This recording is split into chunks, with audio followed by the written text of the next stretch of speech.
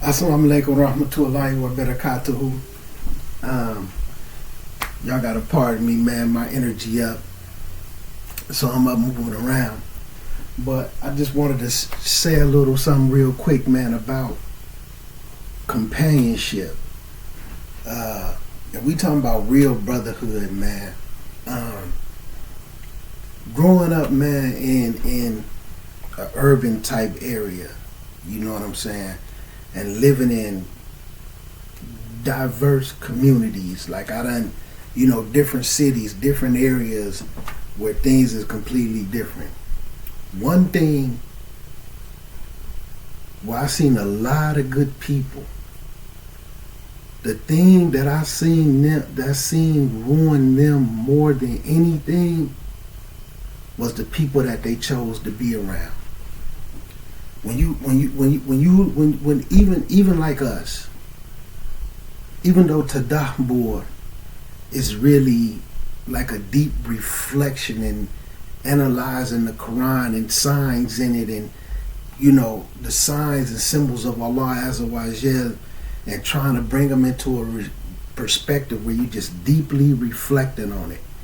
But if you really take a deep look at your life, right, and you think about the choices you've made, things that you've done in your life, we talking about things that you aren't so proud of.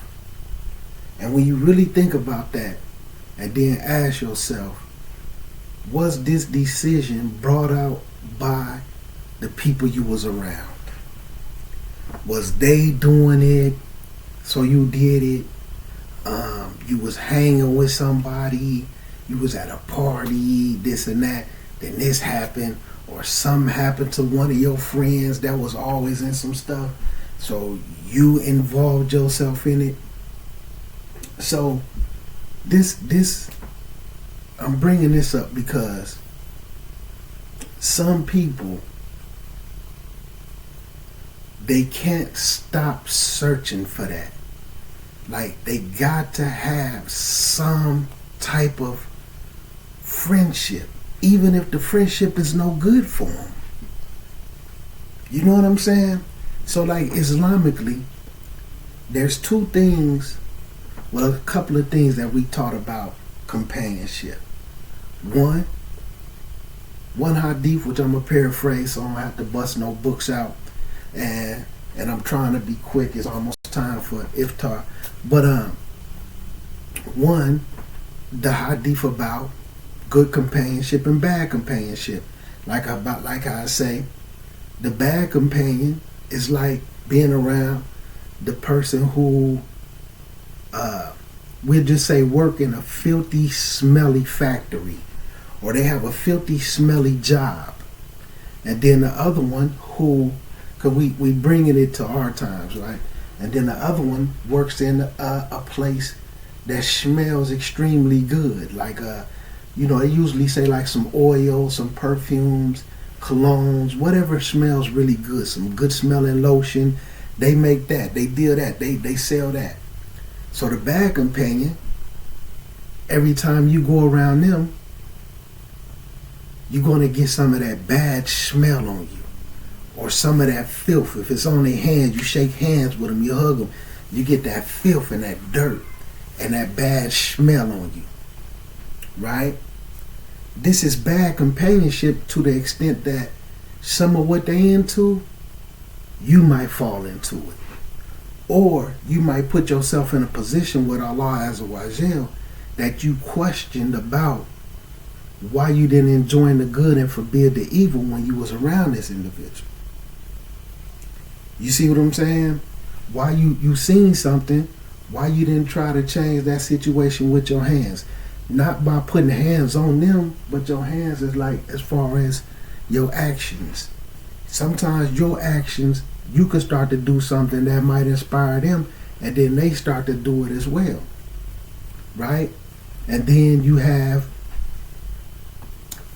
might put yourself in a position where Allah questions you about that. Then on the flip side, the good companion. Anytime you're around them, you shake your hand, you hug them, whatever going on, you end up smelling good. You know what I'm saying? Whatever they had on them, it rubs off on you. And that's the words that we should use. You got bad companionship, that bad stuff, what they got going on, it's going to rub off on you. The good companionship, what they got going on, is going to rub off on you. The problem is, some of us can't distinguish the two. Some of us know we have bad companionships, but we want friends so bad, or we want to be looked up to. You know what I'm saying? Excuse me for one second.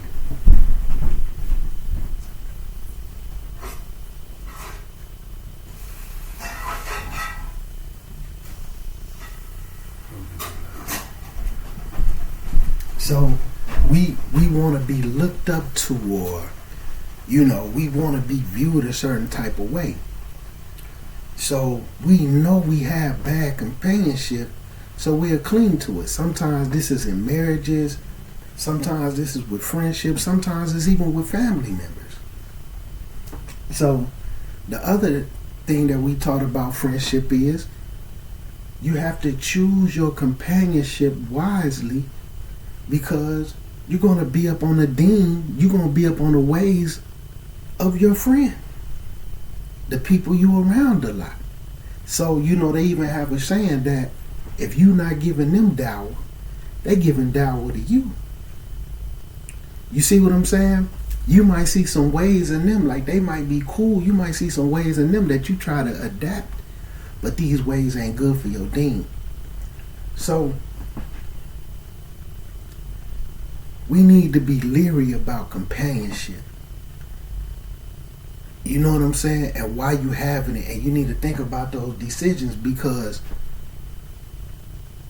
when you read enough hadiths and you read enough tafsirs about the Quran, you're gonna and do you understand the difference between a Muslim, a mu'min, and a muhsin? Just because sometimes people say we Muslim, it don't make them all good. It don't make them all good. It say a time is going to come where Muslim is going to be corrupt, that amana is going to be done left from them. And I see people who, as Muslims, they're still looking for companionship even if it's bad. You know what I'm saying? Like certain situations, not putting nobody business out there, but I'm somebody I know they're going through a divorce, and certain things going on where the situation is not to really bring it out, right? So they going through it, and we having conversations trying to rectify it, but it's just so tainted to the point where they both kind of playing games.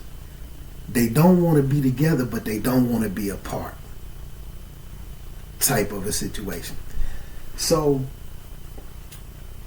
in these particular situations, sometimes a sister, and I'm speaking on this because a sister can have more knowledge than the brother want her to have. And this is what I'm saying. Some Muslims need bad companionship because they don't want to be good. And when they're around particular Muslims, how they truly are stands out. So some of these brothers, what they'll do is they'll tear those sisters down. You see what I'm saying? And they'll confuse the sister, have the sister baffled or intimidated to speak on what she knows. Right? Now other brothers, now follow me, other brothers can understand what that brother is doing to her. But the thing that amazes me the most is these brothers can't see. They know this particular brother might be doing the exact same thing to his wife. But then that brother turns around and do the same thing to them. And you can't recognize it.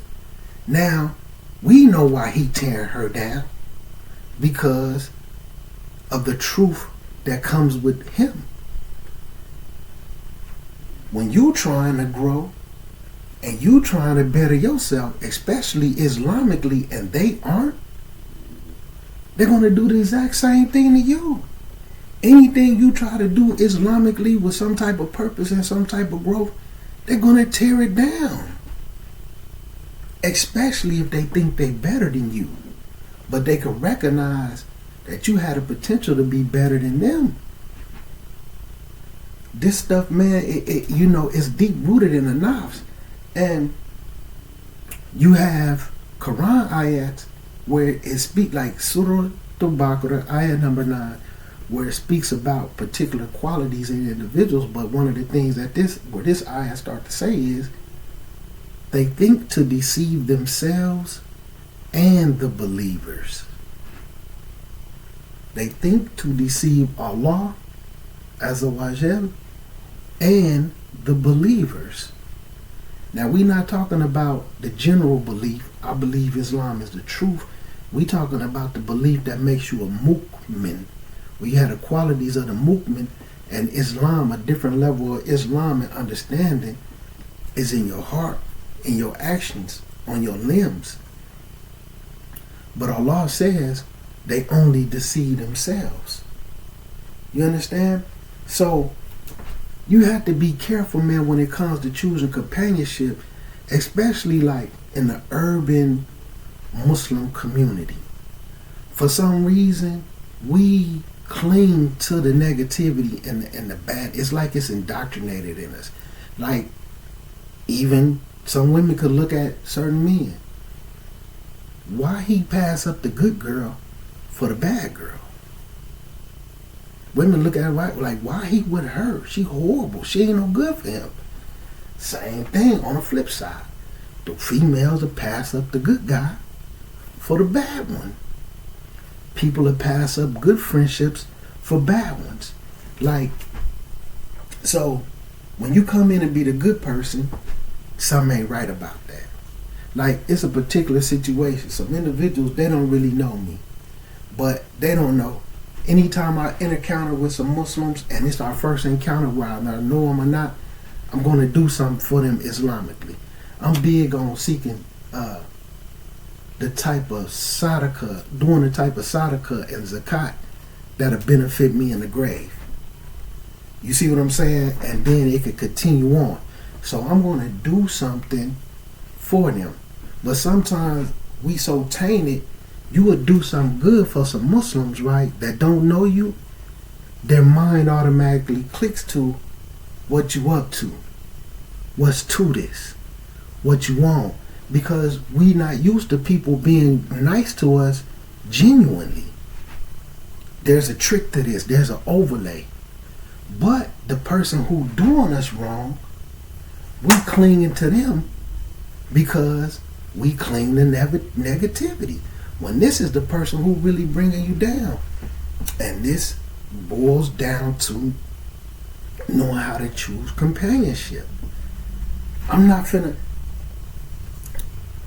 Some of us, and that's why I say with them Quran ayats, when a path is put before us, some of us is going to choose error over guidance.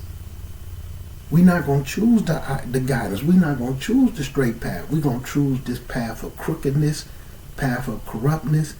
And individuals need to look at it, man, because I'm seeing people deceiving themselves because they continue to flock to the harm, but they convincing themselves that it's good.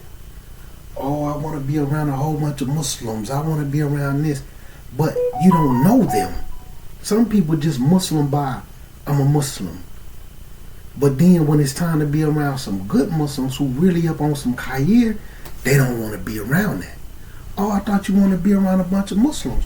Right over here is 10, 15, 20 Muslims studying, taking classes. Come take classes with us, brother. Come sit with this person. Come sit with that one. Nah, I don't want to do that. But the ones who over here, not on the judgment level, eating pork, drinking, whatever entails, you comfortable around them. We have some level of comfort around those Muslims that's not doing what they supposed to do, but we cloaking it under, oh, I just want to be around some Muslims.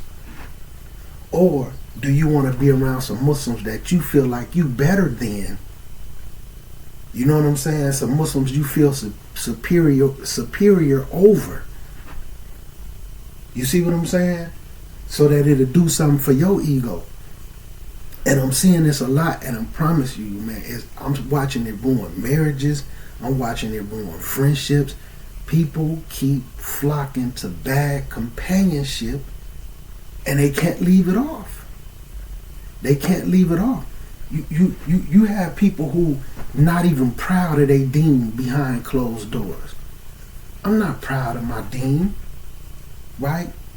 I know this and that about my deen, but still, you trying to make some other people be impressed with your deen. You know what I'm saying? You want them to look up to your deen, but you know that's not real deen what they seeing.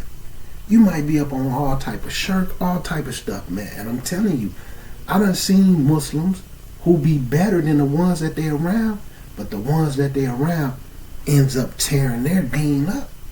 And I rarely see people recover from it. Because see, one thing about going downhill, and you don't know it, you don't realize you're going downhill until you hit rock bottom. Some of us got to have enough fidrasa and enough wherewithal to say, hold on, I'm going the wrong way and turn around. But all my friends is down there at the bottom.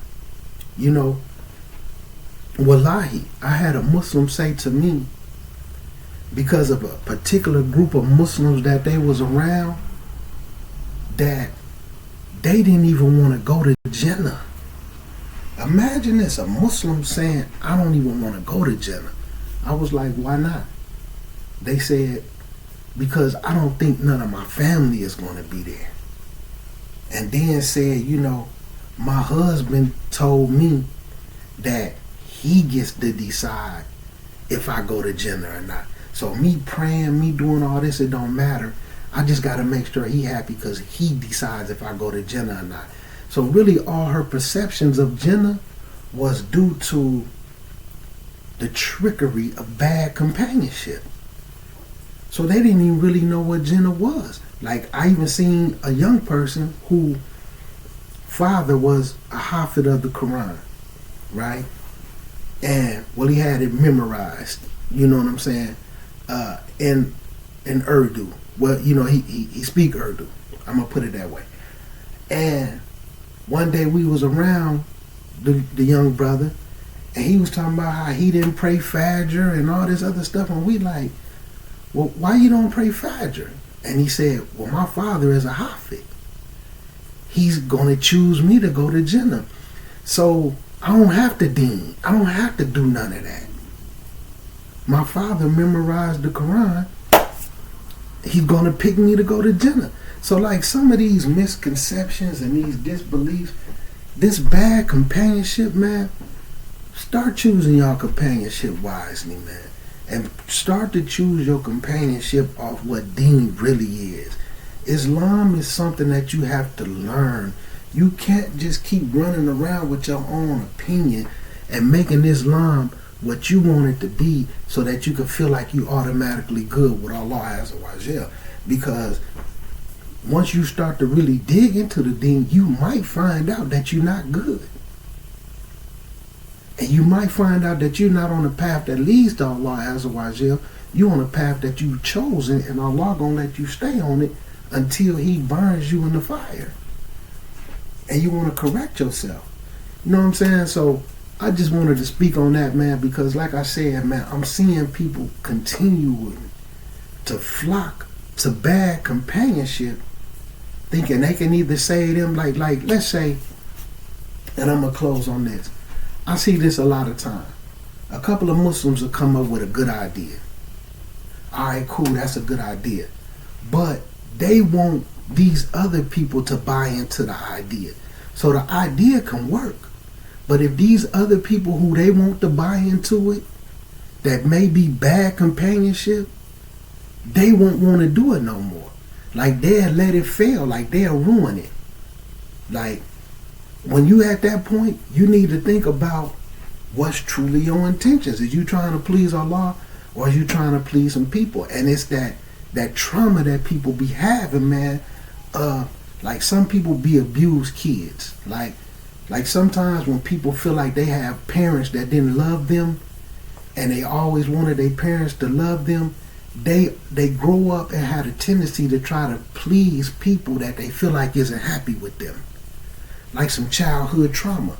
Or it happened in relationships. Sometimes a person could be in a relationship with somebody who was abusive to them, and a more abusive that spouse or that person they was in a relationship was, the more they try to please that person.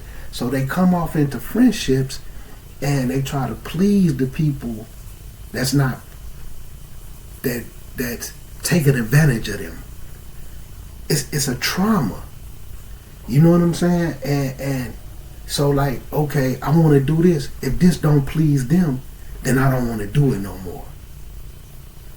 You're not trying to please Allah then. And this is something, man, we all need to look into, even myself. And like me, I don't have no problem with being solo dolo. I'm going to handle my business. Because like I say, if some people out there starving, right? 1 second.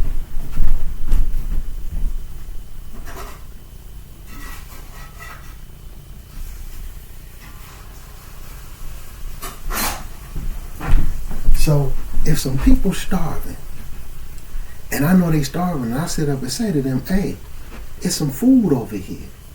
We can go eat. And they say, no, I want to just sit here and starve. All right, cool. You do that.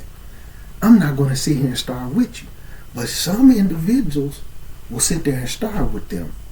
So like case in point, you may have 5 friends. They sitting around because sometimes we just love to talk. We want to be impressive. Oh, I need to study. I need to start reading more. I need to do this. I need to do that. Cool. Here go 4 or 5 people that's already on that. Let's go do that with them. Well, no, I want these people to do it with me. So if they don't want to do it, then they just don't read or nothing no more. But it's always a situation where they feel like they're going to be these people's teacher. I want these people who don't really care for me, I want them to care for me because I'm an individual who come from not being cared for in relationships, in friendships, and it's a trauma bond. I want these people to be pleased with me so that it'll touch something on the inside of me. And some of this stuff comes from abuse. And this isn't me just saying this. These are studies. These are things that I've seen.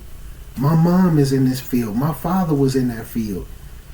You know what I'm saying? Dealing with these type of people as professionals. So, I recognize it. And, alhamdulillah, man. So, let's start choosing our companionship wisely, man. And you just might have to accept the fact that you might have to start doing things on your own. Because if I want to study and I want to read, but these particular people don't want to do it, I'm not going to do it. And I see this a lot in marriages. Sometimes with the female. Okay, I want to read. I want to get like this. I want to do this, but my husband don't want to do it. Okay, well, do it without him. No, because I want him to do it with me. He don't want to do it. You don't know how much time you have left on this earth. You know what I'm saying? So, and I see it in friendships a lot, like especially here. I've seen a group of, we'll say 10 people, and their mindset was, I don't want to learn anything new in Islam because I don't want to be held accountable for it. And always made me think of this same ayat. Yeah, see, you think to deceive Allah and the Muslims. You don't want to study. You don't want to learn because you don't want to know nothing new. But then as soon as somebody comes up, you want to be the first one in their face talking about Allah said, the Quran said, but you ain't even read it. You see what I'm saying? Then other people who want to read and want to study and start to get into hadiths and tafsirs and take the right route and get into classes, this same group of 10 people that say, You don't need all that to be a good Muslim. No, you trying to bring them back down to your level. You don't want them to rise above you. Oh yeah, I can see you been hanging with such and such. You only reading books because you be around such and such. Or individuals like, man, you know what? I don't even want to read books because I don't want them to say I read books because Fulan read books. They bringing you back down to that, in that bucket, that crab in a bucket thing. They don't want to come out the bucket. You trying to come out of it, and they bring you back down in it. One thing I always try to tell people is, crabs can't bring you back down in a bucket unless you in it. And that's choosing bad companionship. They can't pull me that into no bucket. You can't pull me down in a bucket because I'm not in it. But sometimes when I make that conscious decision to come be around them, not for the purpose of helping them, but to help some other people, it's a tug of war. Because they gonna pull them down. But it's a situation I don't even really believe in. I'm finna go get my address. Guidance come from Allah. Let me come say what I got to say, do what I got to do to please Allah. If y'all gonna be so trauma bonded and you're gonna choose the negativity and can't get away from it, that's what's written for you. You know what I'm saying? And sometimes I be looking at it that way because my mindset is already know this gonna fail. Let me go in here and do what I gotta do to try to please Allah before it's over with. Like I don't even be believing in the cause because I know what's to it. Really it's common sense because it already fall apart. It's just like if you see 10 people take a car and crash it into a wall, and you sit down and say, okay, let me hop in this car, and I'm gonna sit down and say, hey, they finna crash this car into the wall. If you had any sense, you gonna jump out when I jump out. And then I'm gonna jump out and then let them crash into the wall if they don't jump out. So, you know, man, choose your companionship wisely, man, and quit deceiving yourself. Quit deceiving yourself. Assalamu alaikum wa rahmatullahi wa barakatuhu.